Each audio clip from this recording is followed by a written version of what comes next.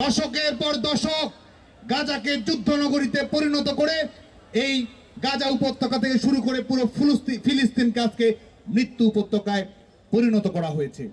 যারা বিভিন্ন সময়ে প্যালেস্টাইনের স্বাধীনতার বিপক্ষে সিকিউরিটি কাউন্সিলে ভেটো দিয়েছে, সেই দেশের তারুণ্য আজকে স্বাধীনতার পক্ষে হ্যাঁ বলেছে।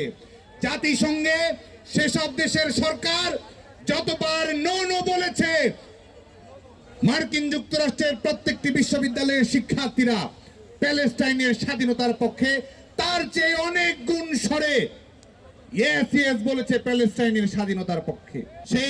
সেই আন্দোলনের ধারাবাহিকতায়, ইন্তিফাদা আন্দোলনের ধারাবাহিকতায় মার্কিন যুক্তরাষ্ট্রের শিক্ষার্থীরা গত 17 এপ্রিল থেকে কলম্বিয়া বিশ্ববিদ্যালয়ে, যেই কলম্বিয়া বিশ্ববিদ্যালয় ভিয়েতনামের যুদ্ধবিরোধী আন্দোলনের সূচনা করেছিল, সেই বিশ্ববিদ্যালয়ের শিক্ষার্থীরা প্যালেস্টাইনের স্বাধীনতা, প্যালেস্টাইনে যারা আগ্রাসন চালায় তাদের প্রতি সমর্থন দান এবং মদত দান বন্ধ,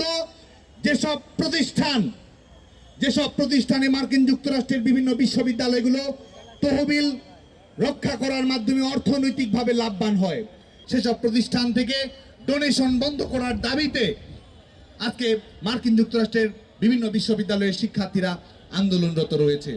গাজায় আমরা অবিলম্বে সিজফায়ার চাই, অবিলম্বে যুদ্ধবিরতি চাই। আমরা দেখেছি যারা গণতন্ত্রের মোড়ল, যারা বাক স্বাধীনতার সার্টিফিকেট দেয়, যারা বলে দেয় যে কোন দেশটি গণতান্ত্রিক কোন দেশটি অগণতান্ত্রিক, যারা পিসফুল অ্যাসেম্বলির কথা বলে, আমরা দেখেছি তাদের মুখোশ কিভাবে উন্মোচিত হয়ে গেছে। আমরা দেখেছি মার্কিন যুক্তরাষ্ট্রের 140টি বেশি বিশ্ববিদ্যালয়ে যখন আন্দোলন চলমান রয়েছে, সেখানে 2500-এর অধিক শিক্ষার্থীকে গ্রেপ্তার করা হয়েছে।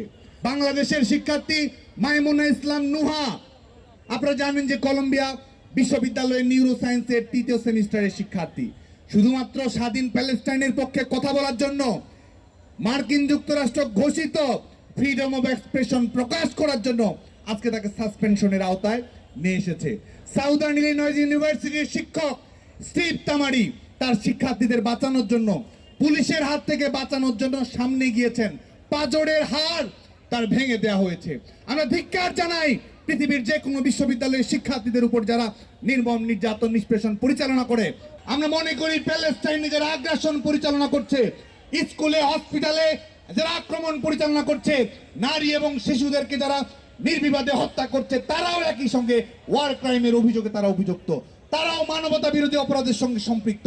International code of crimes and ট্রাইব্যুনালে তাদেরকে বিচারিক প্রক্রিয়ার আওতায় এনে এই মানবতা বিরোধী বিচারের প্রক্রিয়া নিষ্পন্ন করতে হবে।